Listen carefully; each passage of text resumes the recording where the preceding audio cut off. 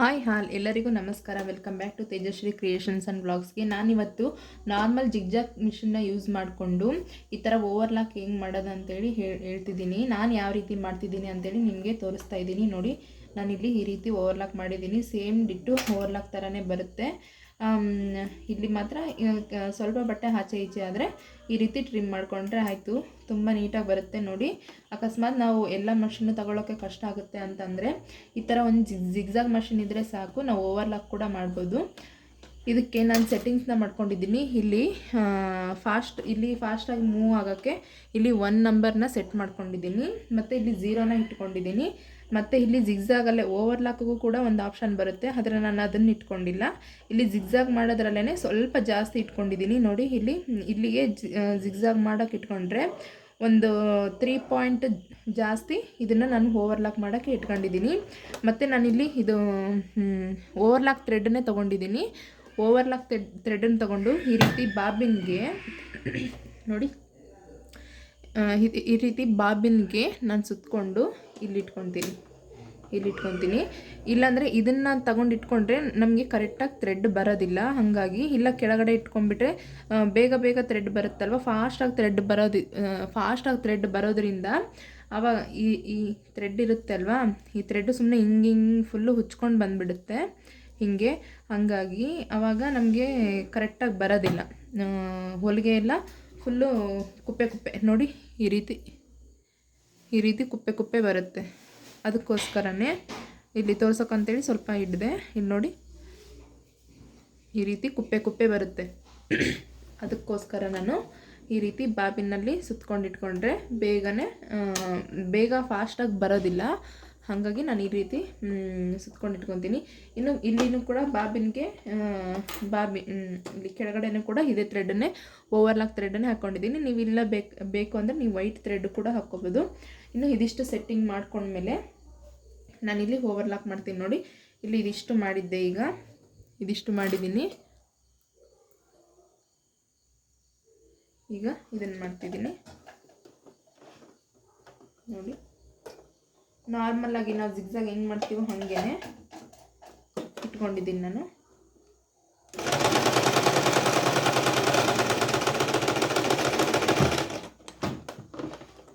ಕಾಣಿಸ್ತಿದ್ದೋ ಇಲ್ವೋ?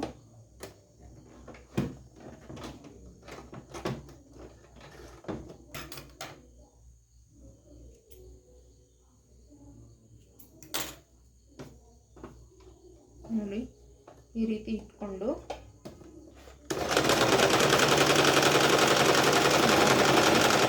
ಈ ರೀತಿ ಮಾಡಬೇಕು. ಆವಾಗ ಫುಲ್ಲಾಗಿ ನಮಗೆ ಸಪ್ರೇಟಾಗಿ ಮತ್ತೆ ಅದಕ್ಕೂ ಒಂದು ಮಿಷನ್ ತಗೊಳಕ್ಕಾಗಲ್ಲ. ಇದಕ್ಕಾದ್ರೂ ಒಂದು ಸ್ವಲ್ಪ ದಾರ ಚೇಂಜ್ ಮಾಡಿಕೊಂಡ್ರೆ ಸಾಕು. ಈ ರೀತಿ ಮಾಡ್ಕೋಬೋದು ನಾವು.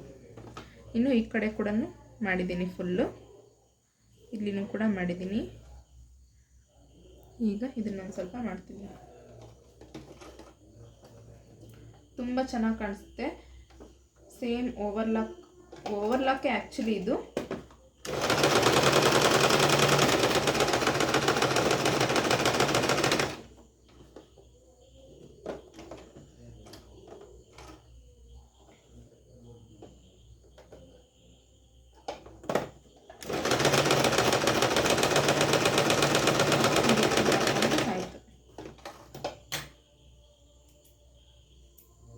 ಈ ರೀತಿ ಮಾಡಿಕೊಂಡ್ರೆ ಆಯಿತು. ಇಲ್ಲಿ ಕೂಡ ತೋರಿಸ್ತೀನಿ ನೋಡಿ.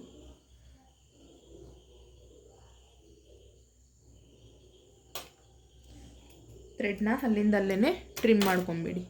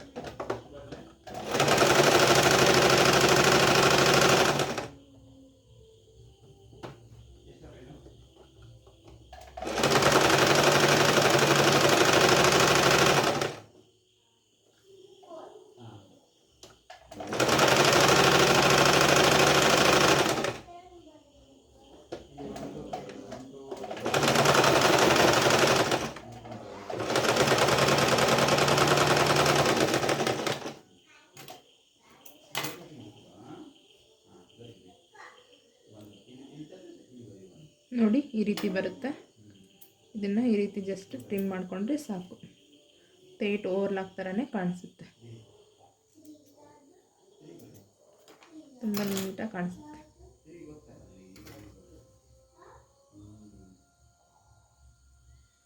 Thank you for watching friends. ಇನ್ನೂ ಯಾರು ನನ್ನ ಚಾನಲ್ನ ಸಬ್ಸ್ಕ್ರೈಬ್ ಮಾಡದೆ ನೋಡ್ತಾ ಇದ್ದೀರಾ, ಪ್ಲೀಸ್ ಸಬ್ಸ್ಕ್ರೈಬ್ ಮಾಡಿ ನೋಡಿ.